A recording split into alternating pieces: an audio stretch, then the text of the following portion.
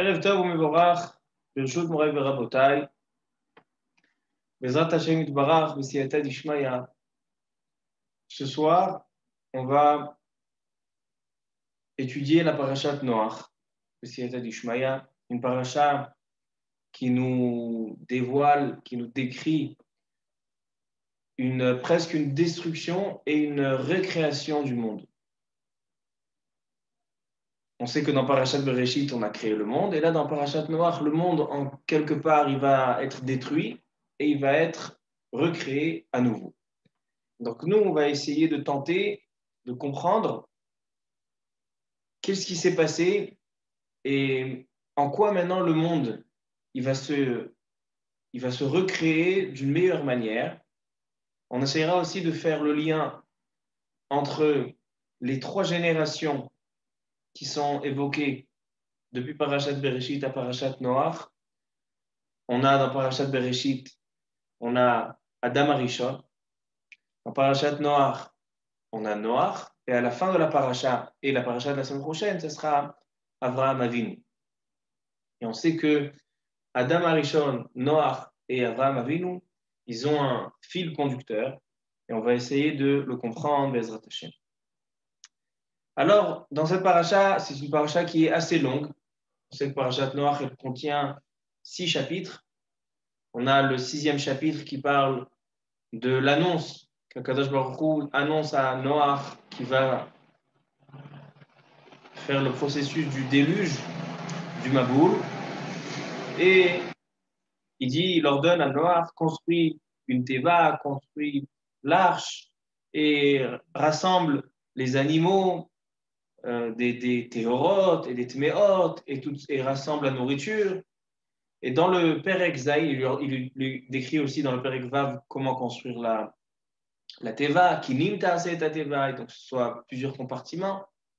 Ensuite, dans le 7e chapitre, il ordonne à Kadosh Baruch Hu, il ordonne à Noach, après 120 ans de construction, il dit maintenant tu peux rentrer. Et donc il va commencer à faire entrer les animaux, et après il rentre. Dans le Périkret, alors on décrit le déluge lui-même et la fin du déluge. Et comment la fin du déluge s'est passée, tout le monde connaît, il a fait envoyer le corbeau. Le corbeau n'a pas accompli sa mission, donc il a envoyé la colombe. Enfin, il est sorti. Et dans le Perek Tet, là-bas on voit qu'Akadosh Baruch Hu, quand ils sortent de la Teva, Akadosh Baruch Hu, il leur fait une bracha. Et il leur dit, Peru urvu, multipliez-vous, umil'u et haaretz, et remplissez la terre. Et votre crainte sera sur toutes les créations qui sont sur cette terre, sur tous les animaux, et toute la volaille, et les poissons. Et là, Akadosh Baruch Hu, il leur dit, Ach, basar benafsho, kol remes asher uchai lachem yelochola. Akadosh Baruch Hu leur autorise de consommer de la viande. Adam Arishon et toutes les générations jusqu'à Noach ont été interdits à la consommation de la viande seulement du végétal. Et là, en sortant de la Teva, Kadosh Baruch Hu, il dit maintenant vous pouvez manger de la viande. Par contre, Kadosh Baruch Hu, il leur donne les 7 lois noachiques, Sheva mitzvot bene Noach. Ça se passe dans cette parashat Shavua. Il leur dit le Ever Minachai, c'est-à-dire qu'on n'a pas le droit, même si je vous ai autorisé consommation de la viande, c'est seulement à condition que l'animal a été tué, donc il n'est pas vivant, on n'a pas le droit de manger de la viande d'un être vivant. Aussi, il leur a donné une mitzvah de ne pas tuer,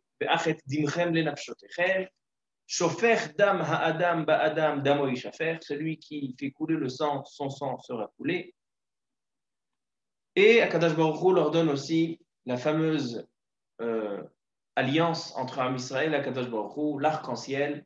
Iné anochi natati kashti natati be'anan, j'ai donné le keshet. Keshet, c'est l'arc dans le ciel. Et à la fin de la paracha, donc la Torah décrit les générations après Noach. Et donc là, on commence à voir que vraiment la terre commence à se multiplier et à se disperser. Et là, on a la tour qui voulait monter, le Migdal, et Akadosh Baruch Hu les a mélangés à Bavel, Milachon Bilboul, Milachon que ça a été mélangé, et il a fait 70 langues, et donc maintenant ils sont complètement dispersés, ils n'ont pas pu faire la fameuse tour pour monter jusqu'à Akadosh Baruch Hu. Et à la fin de la paracha, on a la naissance de Avraham Avinu. 10 générations après Noach, on a Terach, le papa de Avraham, Nachor et Haran. Avraham va se marier avec sa nièce Sarai, et Nachor va se marier avec sa nièce Iska. Donc il y a Milka et Iska. Iska, c'est Sarah, Milachon Shesocha Beruach Kodesh. Et donc, voilà, on termine la paracha avec la naissance d'Avraham Avinu. Et la semaine prochaine, ce sera déjà le premier Nisayon, donc le premier test que Kadosh Baruch Hu fait à Avraham. Voici la paracha de manière en raccourci.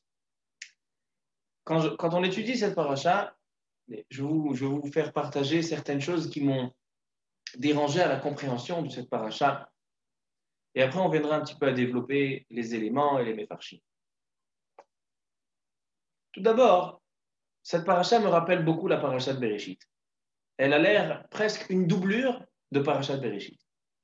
Dans paracha de Bereshit, qu'est-ce qu'on a vu? Kadosh Baruch Hu, il a créé Adam. Et Adam Arishon a fauté. Et il y avait dans l'histoire le serpent, Nachash. Et le Nachash, c'est celui qui a causé toute l'histoire.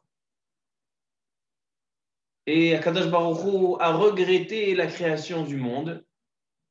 Il a regretté, comme ça on voit à la fin de Parashat Bereshit. Et il aura laissé, et à l'époque de Noach, il a voulu anéantir complètement. Et dans cette parasha de Noach, on voit que ça se répète. Noach, il va être sauvé par rapport à cette arche, il va être sauvé de ce déluge. Et ensuite, qu'est-ce qui va se passer? Noach, lui aussi, il va fauter. Donc Noach, il va sortir de la Teva. Là aussi, il y a des animaux. Donc Adam, il y a avec le serpent. Et ici, il y a avec le corbeau et la colombe. Et Adam, il sort. Et qu'est-ce qu'il va faire Noach, il sort. Et qu'est-ce qu'il va faire Noach? Vayachel ish adama vaïta karem. Ils nous disent les Chachamim, Noach, il est devenu choulin, il est devenu moins kadosh, moins élevé, plus sur terre. Et qu'est-ce qui s'est passé? Il a planté une vigne, il a bu de ce vin, et donc là on a la fameuse histoire qui est décrite dans cette paracha, qu'il a bu le vin, et son fils Ham a dévoilé sa erava, sa nudité, et donc c'est là que Ham il a eu la grande punition, c'est que sa peau s'est transformée en noir, ainsi que toute sa descendance, et on a Shem, Ham et Yefet. Ham c'est lui qui a fait la faute, Shem et Yefet ils ont sauvé leur père. Donc Shem, c'est toute la nation de Ham Israël, elle descend de Shem. Et Yefet, il a eu la bracha d'avoir la grandeur, etc. On dit que les Malché, Madaï ou Paras, c'était de Yefet. Alors donc, on revoit une répétition d'une faute. Donc, Adam Arishon, il a fauté, même si le monde, il a été créé pour lui. Et là aussi, Noach, le monde, il a été créé pour lui parce qu'il a été sauvé le seul dans le monde. Akadosh Baruch Hu a préservé le monde par rapport à Noach. Et il a fauté. Donc, on a une forme de répétition. On a aussi plusieurs choses qui se répètent. Le mot Noach, El et Toledot Noach, Noach ish tzadik, et Elohim italech Noach. 3 fois Noach dans le même passage. On a aussi d'autres choses qui sont doublées, par exemple, les Toladot. On voit que plusieurs fois, et à la fin de la paracha la semaine dernière, et dans cette paracha, 3 reprises, on dit El et Toledot Noach, voici la descendance de Noach, Shem, Ham et Yefet. Donc on a beaucoup de choses qui sont doublées, et même la paracha, elle se ressemble beaucoup. Encore un deuxième point, que la parachat Noach, elle a l'air vraiment une doublure de parachat Bereshit, c'est qu'à la fin de la paracha, comme j'ai dit tout à l'heure, quand ils sont sortis de la Teva, Kadosh Baruch Hu, il dit Peru urvu veshirtzu mil'u et haaretz. Multipliez-vous. La mitzvah de Piria Verevia, de se multiplier pour remplir le monde, afin que le monde il ait une continuité. Maintenant, cette mitzvah-là, on l'a déjà lu dans Parashat Bereshit. Kadosh Baruch Hu, il a créé Adam, et il y a eu Chava qui a suivi. Et qu'est-ce qu'il leur a dit à Kadosh Baruch Hu? Peru urvu. Il leur a dit de donner la mitzvah de se multiplier. Comme ça, le Al-Shikh HaKadosh relève. Il dit, il y a eu déjà cette mitzvah de Pérourvou. Pourquoi on a besoin de la répéter dans cette paracha? Donc cette paracha, parachat Noach, elle nous rappelle beaucoup parachat Bereshit. Et on va devoir comprendre qu'est-ce que, malgré tout, la parachat Noach a à nous apporter. Baruch atah Adonai Eloheinu melech haolam she'akol niya b'dvaro.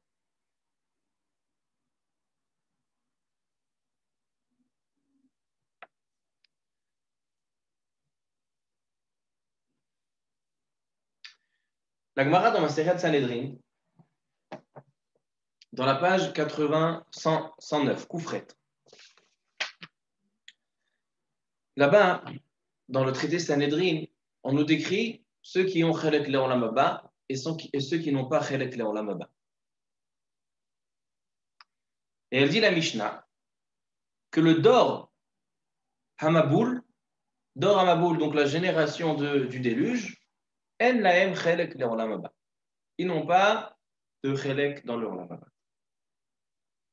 Et là, la Gemara va nous décrire exactement les fautes qui se sont passées à l'époque du Dor Hamaboul, donc la génération du déluge.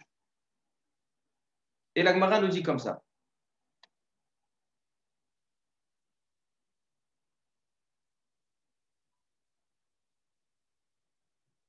Elle est Toledot Noach. Noach ish tzadik tamim haya bedorotav. D'accord, il y a marqué, voici les descendants de Noach, et Noach était un homme juste et droit dans ses générations. Amar Rabbi Yochanan, on va étudier une machloket qui est ramenée dans Rashi, mais Rashi la ramène Bektsara, et nous on va essayer de la développer. Parce qu'on a aussi un beau pirouge du Ben Ishra et le Ben Yehoyada sur cette machloket. Tout le monde connaît cette machloket. Amar Rabbi Yochanan, bedorotav velo bedorot acherim. Donc Noach, il est tzaddik. Pourquoi la Torah précise que Noach, il est tzaddik dans sa génération? Pour nous dire que dans sa génération, il est tzaddik. Mais s'il était dans d'autres générations, par exemple la génération d'Abraham Avinu, lo ya nechshav leklou, il n'aurait pas eu de tzidkout par rapport à la génération catastrophique où c'était Mal'ah Haaretz, Hamas, Mipenehem, Eznout et le vol. Alors donc Noach, il était tzaddik. Mais dans d'autres générations, donc ça veut dire que là, quand la Torah nous dit Bedorotav, c'est les Gnaï, donc c'est pas un éloge qu'on fait à Noach. Aval Resh Lakish Amar, Bedorotav, Kol Sheken Bedorot Acher. Si dans sa génération, c'était des Rechaïm, il était tzaddik, alors dans d'autres générations, Kal Vachomer. Donc ça, c'est la machloket que Rashi ramène. Yesh Dorshim Oto Leshvach, Yesh Dorshim Oto Legnaï. Il y en a qui disent que Noach, c'est un éloge qu'on lui fait, sa tzidkout, et il y en a qui disent qu'au contraire, on vient dire que seulement sa génération, il était tzaddik, mais s'il était dans d'autres générations, il n'aurait pas été tzaddik. Mais là, la Gemara nous rapporte encore chacun, et Rabbi Yochanan et Resh Lakish. Donc, on se rappelle, Resh Lakish, lui, c'est les shvach, Rabbi Yochanan, c'est les gnaï. Et la Gemara nous ramène des meshalim, donc des paraboles. Chacun, il explique son avis selon une parabole. Et il dit comme ça. Amar Rabbi Hanina, Mashal de Rabbi Yochanan. Le Mashal de Rabbi Yochanan, c'est quoi? Le Rabbi Yochanan, il dit les Gnaï. Les Mahadavar Domé, les Chavit Shel Yain, à une ruche de vin, un fût de vin. Shehaïta Munachat Bemartef, qui était dans une grange. Shel Chometz, dans un marsan, dans un endroit où on garde le vinaigre. Bimekoma Rechanodef. Shelo Bimkoma En Rechanodef. Quand on rentre dans cette pièce où on stocke des fûts de vinaigre, alors on sait que l'odeur, elle est forte. Et donc, dès qu'on va arriver à ce fût de vin, on va dire, on sort de toute cette mauvaise odeur et on a trouvé une bonne odeur. Mais si on prend ce fût de vin et on le met à l'extérieur, le vin, il n'a pas beaucoup d'odeur. S'il est dans une pièce avec du vinaigre, alors là, on revit quand on sent le vin. Mais quand le vin, il est à l'extérieur, il n'est pas autour de quelque chose qui rejette une mauvaise odeur, donc on ne fait pas attention à l'odeur du vin. Il dit, Rabbi Yochanan, c'est exactement ça, Noach. Noach, il a il a une bonne odeur dans une génération qui est catastrophique, mais Bedorot Acherim, il n'aurait pas été tzaddik. Et la Gemara, elle continue. Amar Rabbi Oshaya, Mashal de Resh Lakish lema adavar domé. Et Resh Lakish, c'est quoi son mashal?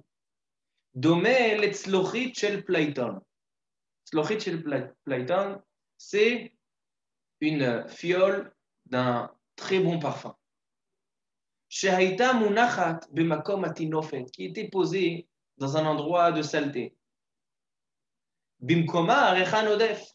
Et donc, quand c'est une belle fiole de parfum, elle a une bonne odeur, elle rejette de l'odeur, même s'il y a une mauvaise odeur dans l'endroit où elle se trouve. Aval kol sheken bemakom abosem. Alors, si tu me prends ce bon parfum et tu le mets au duty free, où sont bien installés, ils sont bien présentés tous les parfums, et donc ça, c'est une fiole de parfum qui est spéciale, alors là, c'est évident qu'il va avoir une belle odeur, que son odeur va ressortir. Et donc, il dit noir, c'est comme ça. Malgré qu'il était dans une génération catastrophique, il est resté tzaddik, donc à plus forte raison dans d'autres générations. Donc, cette marloquette, elle intéresse plus d'une personne. On est tous intéressés à comprendre comment Rabbi Yochanan et Resh Lakish, d'un même mot dans le passouk qui dit Bedorotav dans sa génération. Est-ce que ça vient dire le côté positif de la chose, qu'à plus forte raison dans d'autres générations, ou c'est le côté négatif? Le Ben Yehoyada, le Ben Ishraï, dans la Gemara Masechet Sanhedrin Koufret, là où se trouve cette marloquette, il donne deux explications. Je vais vous donner la deuxième. Il dit le Ben Ishraï comme ça. Il dit que, en fait, quand on vient parler de Noach, alors on peut examiner, on peut décortiquer sa personnalité en deux. D'un côté, Noach, il avait une très très grande tzidkout. C'est-à-dire que malgré que toute sa génération était une génération complètement dans la débauche, dans le znou, dans le gezel, à tel point que même les animaux, il est rentré dans leur avérote. La Gemara dans Sanhedrin, elle décrit que parmi leurs avérotes, ils avaient inclus aussi les animaux. Donc c'était vraiment tout le monde était mouchra, tout a été vraiment abîmé. Alors il dit, Noach, il avait cette tzidkout. Et à Elohim italech Noach. Noach, il est resté avec le Kadosh Baruch Hu.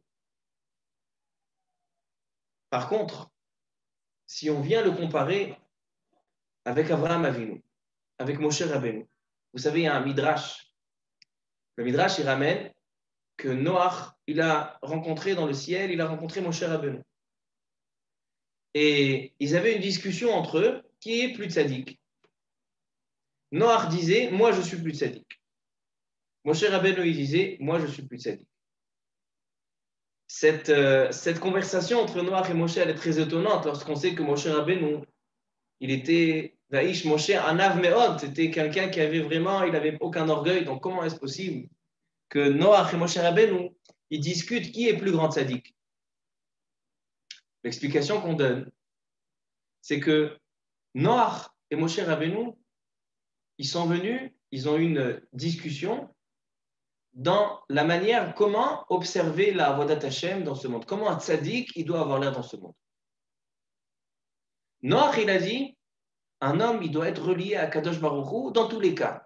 Même s'il est dans des conditions qui sont impossibles, et dans une génération vraiment complètement abîmée, complètement dans un niveau, un degré vraiment très bas, malgré tout, l'homme, le juif, il doit rester rattaché à Kadosh Baruch Hu. Et c'est pour ça que le premier passouk dans la paracha, il dit Et ha-Elohim ithalech Noach.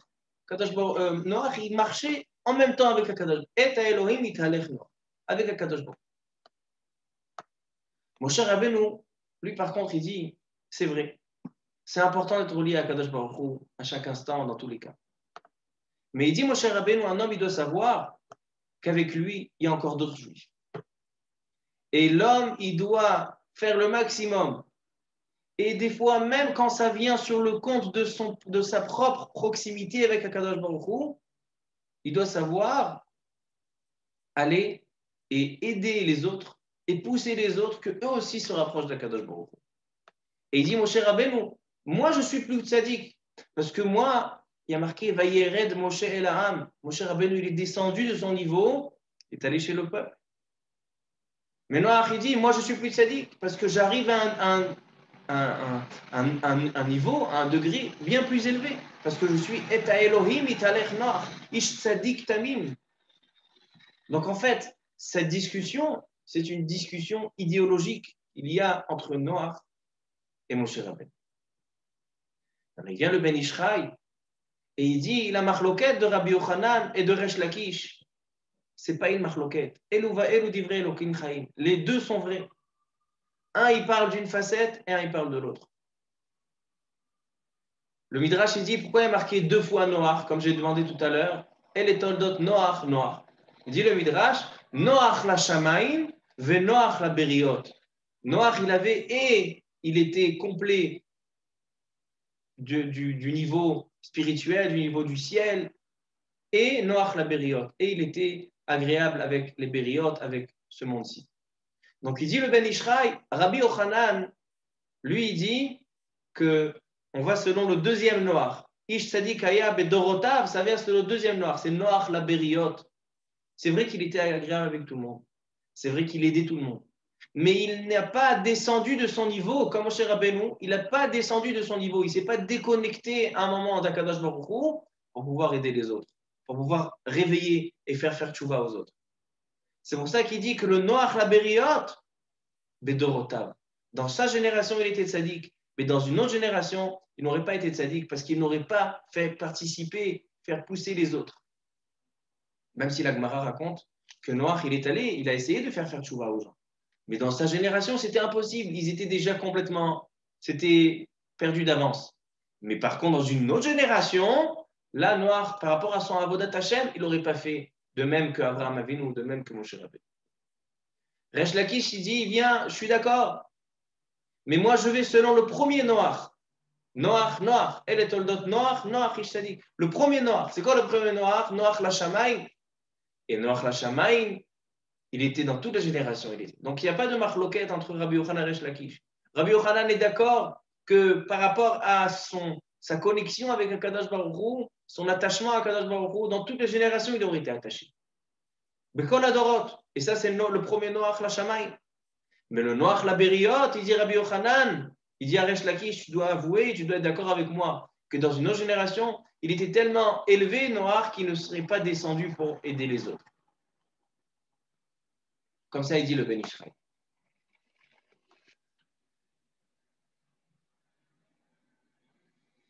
Maintenant, le Ben Ishraï, il nous aide à la compréhension, mais j'ai envie d'approfondir encore plus pour comprendre le décalage entre ces tzadikim.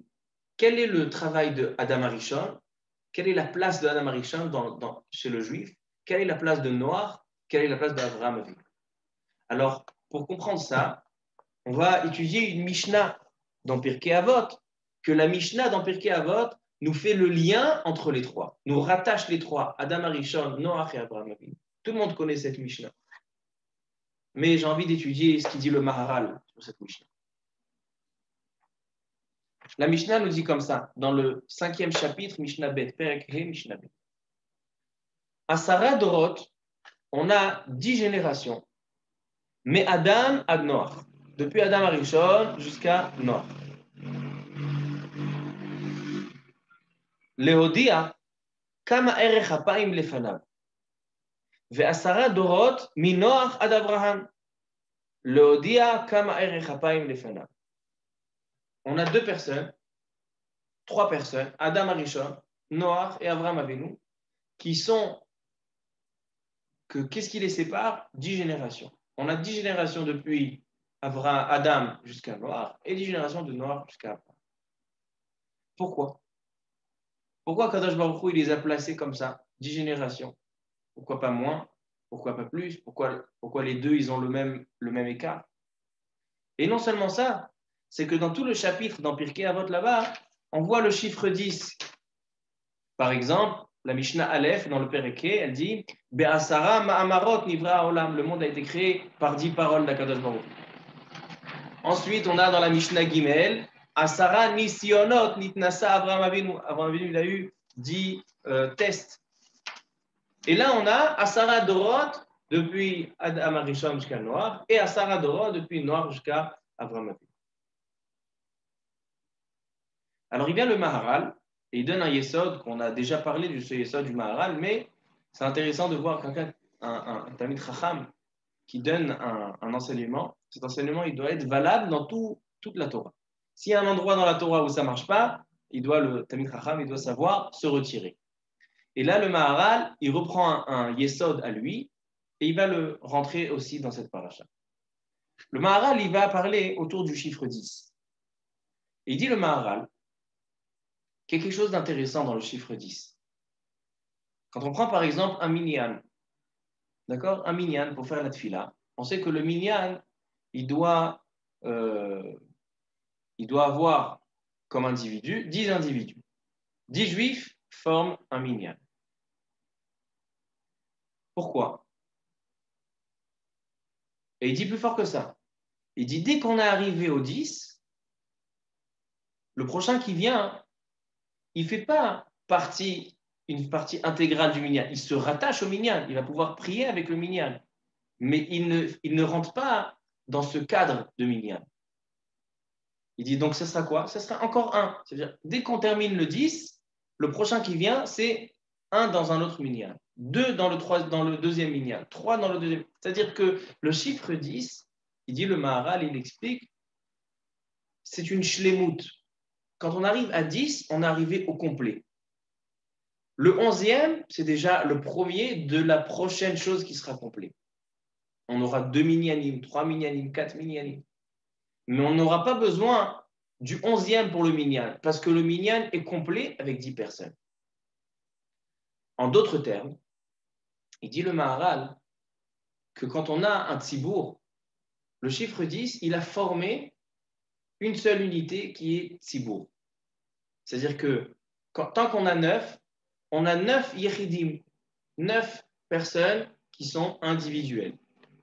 Dès que le 10e est arrivé à la synagogue, ça a formé une seule unité qui s'appelle tzibour.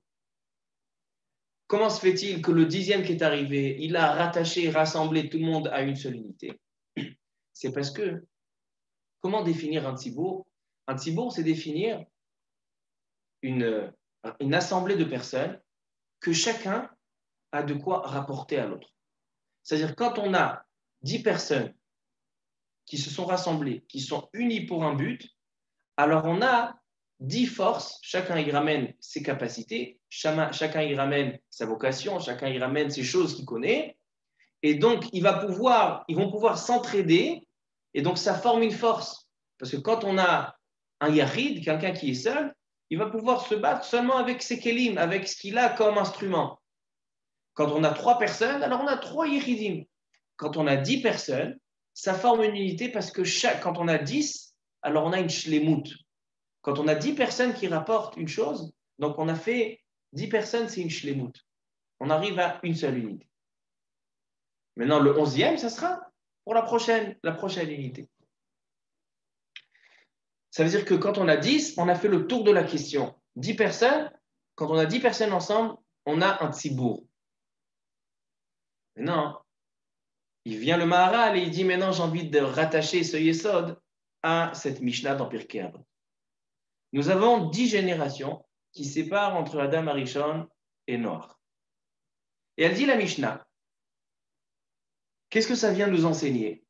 Pourquoi la Mishnah? Qu'est-ce que la Mishnah vient nous enseigner? Lehodia, Kama erech hapaim lefanav, combien Akadosh Baruch Hu, il a des miséricordes.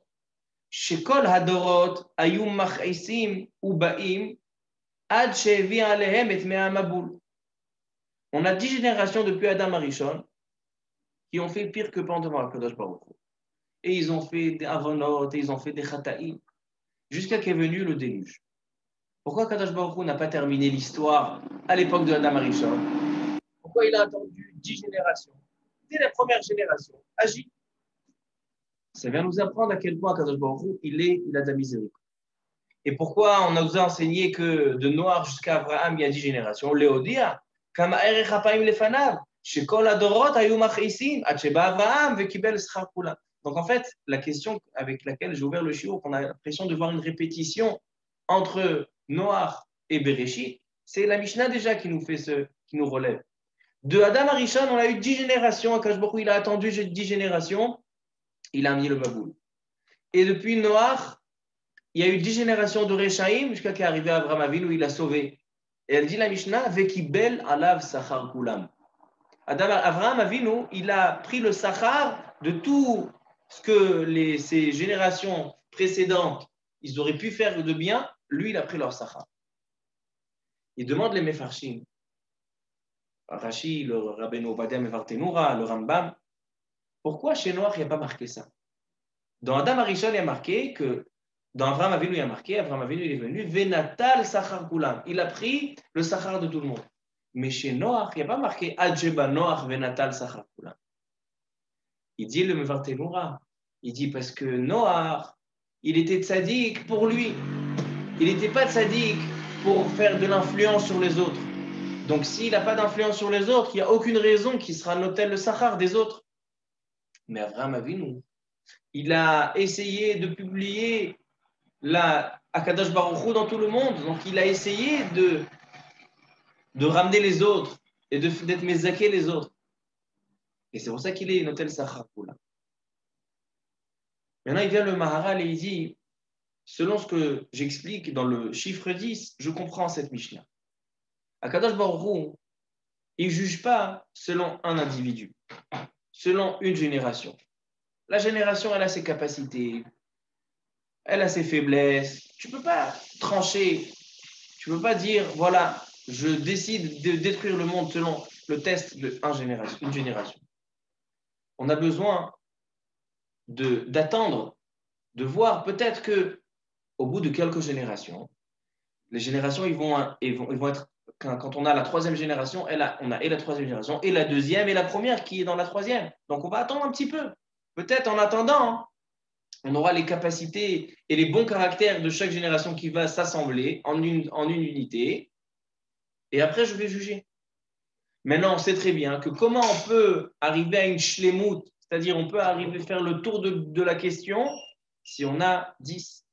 Dès qu'on a 10 générations, on est arrivé à une seule khativa, c'est-à-dire que les 10 générations, ils comprennent en eux toutes les 9 générations précédentes. Et Akadosh Baruch Hu, il a attendu 10. Et il a dit, si après 10 générations, on voit que c'est mouchrat, que c'est abîmé, alors là, il dit à Akadosh Baruch Hu, il n'y a pas de hatid.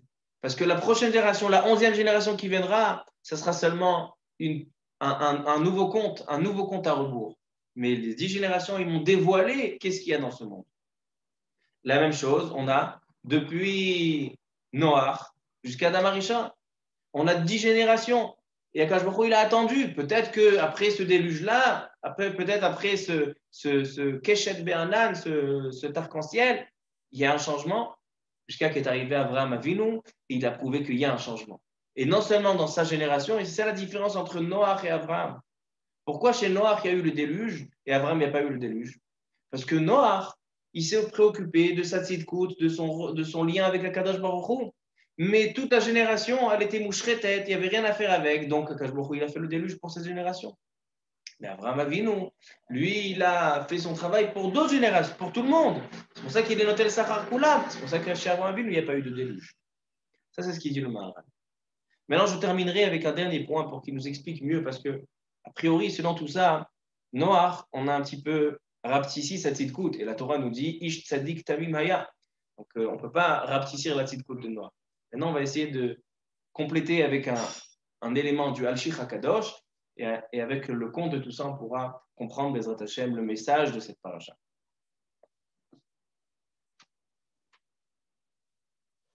Quand on a Adam Arishon, et on a Noach, et on a Abraham, comme qui on doit être? Comme Adam Arishon, comme Noach, ou comme Abraham? Les trois, ce sont des grands de la nation. Les trois, ce sont des personnages marquants, importants. Qui on doit suivre? Alors, si on examine un petit peu, et avec ça, on va comprendre Pourquoi? Adam Arishon, il n'avait pas le droit de manger de la viande. Et Noach, lui, il a le droit. Et d'un autre côté, on voit que Noach, il a fauté parce qu'il a planté la vigne, il a bu le vin, et toute l'histoire, c'était suite à ce vin. Alors, comment essayer de bien rester? Parce qu'on a un bilboul. Il était tzaddik, il était rachat, comment on peut essayer de terminer l'étude de cette paracha, avoir les idées claires? Le Al-Shich HaKadosh, il dit comme ça. Il dit le Al-Shich HaKadosh, pourquoi Noach, il avait le droit de consommer la viande, pas comme Adam Arishon? Il dit parce que Noach, puisqu'il a sauvé les animaux, donc il est devenu, c'est devenu le sauveteur de toute l'humanité et des animaux, donc il est élevé par rapport aux animaux. Il a ce qui s'appelle le Tselem Elohim. L'homme, c'est plus un Baal Chai. A priori, le pasteur qui nous dit Motar ha'adam mina behema ain. Quelle est la différence entre un homme, un être humain, et les behemoths? Et le pasteur qui nous dit Nimshal ka behemoth nidmu. C'est-à-dire que l'homme, il ressemble à l'animal. Quelle est la différence? On est fait les deux de chair, d'os, le sang, on doit manger, on a la même chose. Donc, quelle est la différence entre l'homme et les animaux? Adam Arishon n'a pas marqué la différence entre l'homme et les animaux. Adam Arishon, il était dans le Gan Eden. Adam Arishon, il était déconnecté de ce monde-ci. Et sa faute, elle était Behet M, c'est-à-dire que la faute de Adam Arishon, c'est une faute entre lui et Akadosh Baruch Hu. Chez Noach, c'est le sauveteur de l'humanité tout entière. C'est-à-dire qu'il a pris des animaux et il a pris les coupes pour garder chaque espèce. Il les a entrés dans la Teva, il leur a fait un étage pour eux. C'est-à-dire que Noach, il a montré une supériorité, donc une ma'ala plus grande par rapport aux animaux. C'est ce qui s'appelle le Tselem Elohim. C'est-à-dire que malgré que, a priori, l'homme, il ressemble à l'animal, mais ça, c'est dans un cas où Aïn, c'est quoi Aïn? Quand il n'y a pas de Tselem Elohim, quand il n'y a pas le caractère, il n'y a pas la facette d'Akadosh Baruch Hu qui rejaillit par l'homme. Mais Noach qui a eu cette anhaga, qui a eu ce sauvetage de tous ces animaux, donc il a ce Tselem Elohim, et donc lui, il est motar à Adam, il est plus grand que la Behema. C'est pour ça que Adam Arishon, qui est au même degré, il n'a pas mis ça dit la différence entre lui et les animaux, il ne s'est pas élevé, il n'a pas fait un acte qui l'élève par rapport aux animaux. Il n'a pas le droit de consommer les animaux, parce que tu es au même niveau. Par contre, Noach, il s'est élevé par rapport aux animaux, lui, il a le droit de consommer les animaux, parce qu'il est supérieur à eux, mais plus fort que ça. Noach, il a compris que dans la création,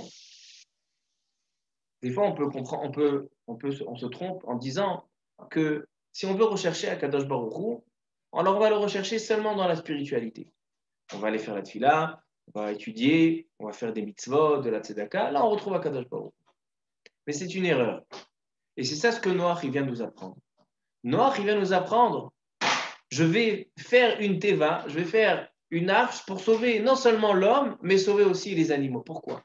Parce qu'à travers les animaux, aussi on peut trouver Akadosh Baruch Hu. À travers les animaux, à travers la création, on retrouve Akadosh Baruch Hu qui vient nous donner des enseignements par chaque animal. Et on sait que les Juifs, ils ont plein d'enseignements des animaux. Shlomo HaMelech, il nous dit, apprends de la Nemala, apprends de la fourmi. On voit que la fourmi, elle n'est pas du tout paresseuse. Apprends la tsniout du chat, du khatou. C'est-à-dire que Akadosh Baruch Hu, il nous transmet toutes sortes de anhagot, il nous transmet toutes sortes de choses, même par les animaux. Et Noach, il avait compris cette chose-là. Noach, il a dit, il faut protéger et garder, préserver toutes les espèces, même de tous les animaux, parce que chaque animal, il a, a priori, qu'est-ce qu'il a besoin? Pourquoi tu as besoin de garder tous les behemoth et méor et tous les animaux qu'on ne consomme pas et qu'on n'en a pas besoin? Pourquoi? Qu'est-ce qu'on va faire avec un tigre? Qu'est-ce qu'on va faire avec des serpents? Mais non, Noach, il les a gardés. Pourquoi? Parce qu'il comprend, Noach, il a compris que chaque espèce, elle a de quoi apporter. Elle a un enseignement divin. Elle contient le Mahamar d'Akadosh Baruch Hu. Elle contient une parole d'Akadosh Baruch Hu en elle. Et donc pour ça, il faut la garder, il faut la préserver. Et j'ai trouvé un midrash qui dit mais forage ces choses-là. Un midrash extraordinaire, un midrash Rabbah dans la paracha. Il dit comme ça. Vayhi miketz arba'im yom, vayiftach Noach. Donc on parle après le déluge. Et Noach, il ouvre la teva. Et qu'est-ce qu'il fait? Vayishlach et haorev, le corbeau. Et il dit le midrash, un midrash intéressant. Etril meshivot shuvot. Il y a eu un dialogue entre Noach et le corbeau. Amar lo haorev, mikol behema chaya va'of sheyesh kan, en ata meshaleach ela ani. Il lui dit, le corbeau, pourquoi tu as choisi de toutes les béhémotes et toutes les chayot et toutes les ofot, tu as choisi que moi pour aller vérifier si le déluge, tu as fait le sacrifice. Va voir si tout va bien. Voilà, il y a eu le déluge, il y a eu du feu, va voir ce qui se passe à l'extérieur. Pourquoi c'est moi le korban? Pourquoi c'est moi le sacrifice? Amarlo, matsorech laolam bach. Regardez ce qu'il lui répond, Noir. Il lui dit, mais je t'ai préservé, pourquoi? Je t'ai préservé parce que tu as quelque chose à nous apporter. Maintenant, toi, on peut ni te manger. On n'a rien à faire avec toi. Donc forcément, que ton but dans ce monde-là, ta raison d'être, c'est quoi? D'aller nous vérifier, est-ce que le déluge est terminé ou pas? Amar lo Akadosh Baruch Hu, et là, Akadosh Baruch Hu s'est mêlé dans le dialogue de Noach avec le corbeau. Amar lo Akadosh Baruch Hu, Kablo, il a raison. She'atid ha'olam leitzarech lo. Le monde, il va avoir besoin de ce corbeau. Pourquoi il va avoir besoin de ce corbeau?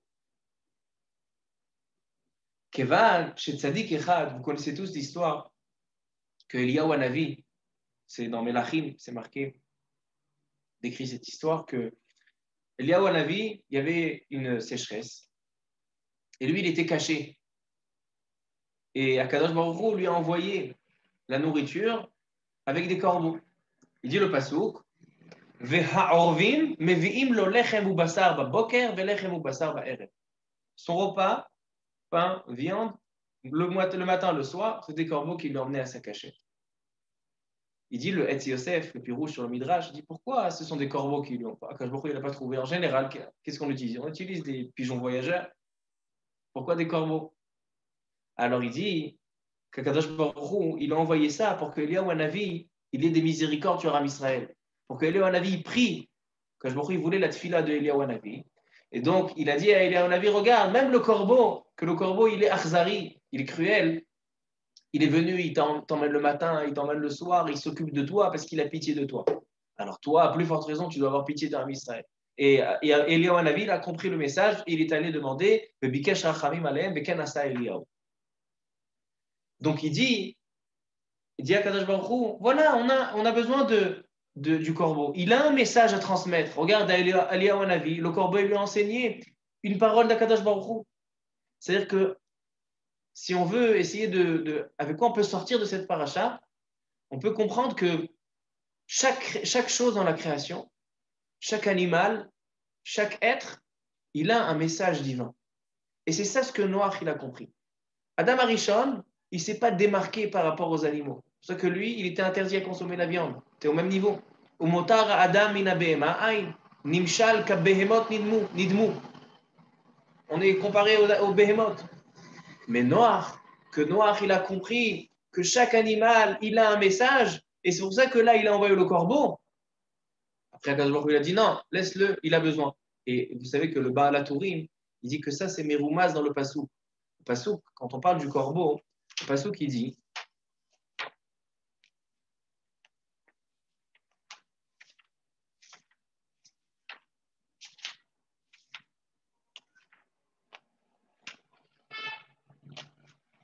Vayhi miketz arba'im yom, dans le Perek Chet Pasuk Vav, Vayhi miketz arba'im yom, Vayiftach Noach et chalon hateva, Vayishalach et haorev, Vayetze yatso vashov, ad yevoshet hamayim me'al haaretz. Et le corbeau, il rentrait, il sortait, ad yevoshet hamayim. C'est quoi yevoshet? Yevoshet, a priori, c'est quand ça sèche. Yavesh, il a chaud sèche. Mais il dit le Baal HaTurim, il dit, אמר לו הקדוש ברוך הוא, אתה מזומן לשליחות אחרת בימי אליהו, וזהו יבושת, אותיות תשבי. Yevoshet, c'est les lettres de Tishbi. Et c'est qui Tishbi? C'est Eliyahu Hanavi. Donc il dit, maintenant on n'a pas besoin de toi. On va utiliser la colombe. Toi, qu'est-ce que tu vas faire? Tu vas nous servir pour Eliyahu Hanavi, tu vas lui emmener la nourriture pour qu'il ait cet enseignement d'avoir des miséricordes sur Israël. Donc qu'est-ce qu'il a fait? Il a utilisé la colombe. Maintenant, qu'est-ce qu'on apprend de la colombe? Alors là aussi, on apprend quelque chose de la colombe. Le corbeau, la Gemara dans Sanhedrin, elle nous dit une autre raison. Pourquoi le corbeau, il ne voulait pas. Il y a la raison du Midrash. Et la Gemara dans Sanhedrin, Koufret, elle dit une autre raison. Pourquoi le corbeau, il ne voulait pas faire sa shlirout? Il ne voulait pas accomplir ce que Noach lui a demandé. Alors, il dit la Gemara dans la Seret Sanhedrin, parce que le corbeau, il avait un chashad. Il soupçonnait Noach, que Noach, il voulait l'envoyer pour que Noach, il ait des relations avec la femme du corbeau. Alors, donc, le corbeau, il n'était pas serein. Donc, il tournait autour de la teva pour voir que tout va bien. Et donc, c'est pour ça qu'il n'a pas voulu, et donc il a envoyé la colombe. Maintenant, a priori, ça devrait être l'inverse. On sait que la colombe, elle a une grande... elle est très attachée, elle est très fidèle à son mari. Et la colombe, dès qu'elle ne trouvera plus son mari, elle n'enfantera plus. Elle a le même, la mâle et le femelle des colombes, des pigeons, c'est les mêmes, toujours. Alors donc ils ont une grande fidélité. C'est pour ça qu'Am Israël, dans Shir HaShirim, ils ont été comparés à la colombe. Achat hi yonati tamati. Pourquoi yonati? Pourquoi la colombe? Il dit parce que Kadosh Baruch Hu, il a une fidélité avec nous, que quoi qu'il arrive, il n'ira pas chez d'autres nations. Il restera toujours avec nous. Et Am Israël aussi la même chose. Ils ont une fidélité pour Kadosh Baruch Hu. C'est pour ça qu'on est comparé à la colombe. Alors a priori, ça devrait être l'inverse. Parce que si vraiment, le corbeau, il n'est pas très fidèle. Donc ça ne l'intéresse pas tellement qu'est-ce qui va se passer avec sa femme ou pas. Donc, a priori, ça devrait être le contraire, que la colombe, puisqu'elle est fidèle, elle a peur, qu'est-ce qui va se passer avec sa femme, etc. Mais il dit bien le contraire. C'est ça l'enseignement divin par la colombe et par le corbeau. C'est que le corbeau, puisqu'il est par de toutes les manières, il n'a aucune fidélité, alors justement, lui, il va regarder à noir, qu'est-ce qu'il va faire, etc. Mais la colombe, puisqu'elle est fidèle, elle peut aller Beina et Matsumot. Et le Midrash, il dit, le Midrash à la fin de Michelet, dans Eshet Raïl, il y a marqué Batach Balev Barla Veshalal Lo Yersa. C'est quoi Batach Balev Barla? C'est quoi le cœur de son mari lui fait confiance? Alors, c'est quoi? Il dit le Midrash, c'est la Yona. La Yona, elle a confiance, elle veut partir tranquillement, elle sait que rien ne va se passer. Parce qu'il y a une fidélité, même aveugle. Alors donc, on voit. Et la contrepartie, ça c'est Noach. Noach, quand il avait les animaux, il était rattaché à ces animaux parce que chacun avait un message à lui donner. Par contre, Adam Arishon, il a fauté avec un animal, à cause de l'animal, à cause du Nachash. Le Nachash l'a fait faute. Au lieu d'aller chercher la parole, le message divin qui se cachait, il a écouté le Yetzirara, il a écouté le Nachash, le Yetzirara qui avait dans le Nachash. Ça veut dire que qu'est-ce qui nous a apporté quand on vient, on demande comme qui il faut être, comme Adam, comme Noach ou comme Abraham? La réponse, elle est très simple. La réponse, elle est que chacun de ces trois fondateurs, c'est pour ça qu'ils avaient 10 générations entre eux. Entre Adam et Noach, il y avait 10 générations. Entre Noach et Abraham Avinu, il y avait 10 générations. Parce que 10 générations, c'est une manière d'arriver à une shlemut. Et comme la création, elle a été faite Be'asara Ma'amarot, alors donc, c'est comme ça qu'on arrive à quelque chose de complet. Adam Arishon, il était tzaddik. Il avait ce kesher avec Kadosh Baruch Hu, il était Began Eden, il était le plus proche, l'homme le plus proche d'Akadosh Baruch Hu. Et pour être méchamer, donc pour arriver à ancrer ça dans dans Am Israël, dans les générations à venir, il fallait 10 générations. Noach, lui, il va ramener un autre point. Il va ramener que l'homme, il ne doit pas être seul dans son espèce, mais il doit aussi assembler toute la création et même les animaux, ils ont un message à donner à l'homme. Ça, c'est ce que Noach, il a ancré en Am Israël. Et on a besoin de 10 générations pour arriver à une shlemut, de rentrer ça vraiment dans l'ADN de Am Israël. Après, on a Avraham Avinu. Avraham Avinu, il donne encore un autre idouche. Il dit non seulement que l'homme, il n'est pas seul. et l'homme, il a besoin de toute la création des animaux. Mais l'homme, il doit être aussi responsable sur sur tous les autres humains, sur toute l'humanité. C'est pour ça qu'Abraham Avinu, il a été mefarsem à tout le monde. Il dit à Kadosh Baruch Hu, il est là dans le monde, à Kadosh Baruch Hu, il est dans le monde. Et c'est pour ça qu'Abraham Avinu, il était notel sachar kulam, comme a dit la Mishnah dans Pirkei Avot. Donc en fait, la réponse, elle est que c'est vrai que la parachate noire, on a l'impression que c'est une doublure de la parachate de Réchit. Et c'est une autre création. Mais la réponse, elle est qu'en fait, on a les bases de la Ouma israélite, les bases de l'âme Israël, qui se trouvent dans ces parachiotes-là. Et on doit examiner et on doit essayer d'analyser, de comprendre chaque personnalité, chaque individu des personnes marquantes de l'âme Israël, qu'est-ce que lui, il a rapporté. Et donc, selon ce soir, on a compris qu'est-ce que Adam Arishon, il a apporté, qu'est-ce que Noach, il a apporté, et qu'est-ce que Abraham. C'est une shlemut, c'est une suite. C'est pas que un a contredit l'autre, et c'est pas qu'il y a eu une discussion entre Noach et Moshe Rabbeinu, comme on a vu dans le Midrash, qui est le plus grand tzaddik. Mais c'est qu'est-ce qu'on a besoin, quel est le processus pour arriver à une shlemut, quel est le processus pour arriver à quelque chose de complet. Selon ça, on comprend aussi à répondre pourquoi on a deux fois la mitzvah de Péro Urvu. Akash Baruch Hu dit à Adam Arishon, Péro Urvu, multipliez-vous. Et à Noach, il lui dit quand il sort de la Teva, Péro Urvu. Comme ça, le Al-Shir HaKadosh, il relève la question. Selon ce qu'on dit, c'est Mouvan Meod. On comprend la chose. C'est que le monde, il doit être pas seulement, quand on parle de Péro Urvu, de multipliez-vous, c'est pas seulement qu'il dit une quantité d'hommes, une quantité il y a eu beaucoup de monde dans ce monde-là. Non. La réponse, elle est Pérour, c'est que multipliez-vous de la manière comment vos ancêtres ils vous ont montré le chemin. Adam Arishon, il t'a montré quelque chose. Pérour, comme Adam Arishon. Noach, il t'a enseigné un enseignement. Pérour, comme Noach. Un dernier point qu'on peut comprendre selon ça, c'est que Noach a marqué que quand il est sorti de la Teva, il a fauté. Comment il a fauté? Il a planté une vigne.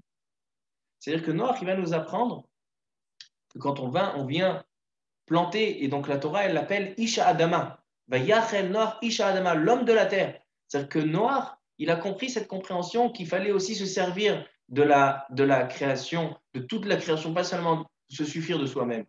Et c'est justement là qu'est le travail, et c'est justement là qu'est la Yetzirah qui vient, parce qu'il a planté cette vigne. Il faut savoir que cette vigne-là, le vin, il peut être très négatif, même s'il peut être très positif. D'accord? Dans le vin, dans le chasse, on a plusieurs mécorotes. Dans certaines mécorotes, on voit que le vin, il est négatif et que les chachamim, ils n'aiment pas et que les nevim, ils disent que zolel vesove yain. Mais d'un autre côté, on voit que le yain, c'est nichnas yain yatzasod et que c'est tous les secrets de la Torah qui sortent par le vin, etc. Et on voit nisucha yain au Bet Hamikdash. Ça vient nous dire que quand on a une relation et quand on a un lien avec tout ce qui est la création, avec la matière, avec les animaux, avec les fruits, avec tout, il faut savoir que là, l'enjeu, il est plus fort. Et là, le Yetzirah, il est plus fort. Et c'est ça ce que Noach, il est. Pour ça, quand il est sorti, Isha Adama Vayach est devenu Choulin. Mais Choulin, ce n'est pas forcément négatif. Quand on descend dans le Choulin, au contraire, on doit retrouver Akadosh Baruch Hu par ce Choulin et de l'élever.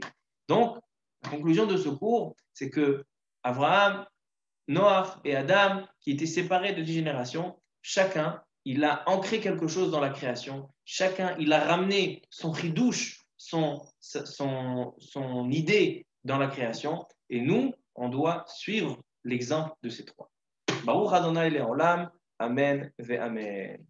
המרחם על כל בריאותיו ויחוז ויחמול וירחם אלף ישר ותשבה של הנפטרים ושבתו מן העולם הרב סעדיה בן חנינה חנה ואת בנימין בן מסעודה ואת ציביה בת מינדל ואת חנה בת שבה סוליקה ואת אברהם ז'אן-קלוד בן צילים פרחי ואת יוסף בן ג'ולי מסעודה ואת ישראל קלוד בן נג'מה בלנש ואת מוריס מסעוד בן עימה ואת נתן שמעון בן מזל ואת סוזי מוני בת כוכבה ואת אלירן אליהו בן לימור ואת אפרים רפאל בן ממה ואת יוסף בן מגדה ואת אבלין רינה מלכה בת מני השם רוח השם תניחם בגן עדן, הם וכל בני ישראל השוכבים עם אביחל החכמים וסליחות וכן יהי רצון ולומר אמן.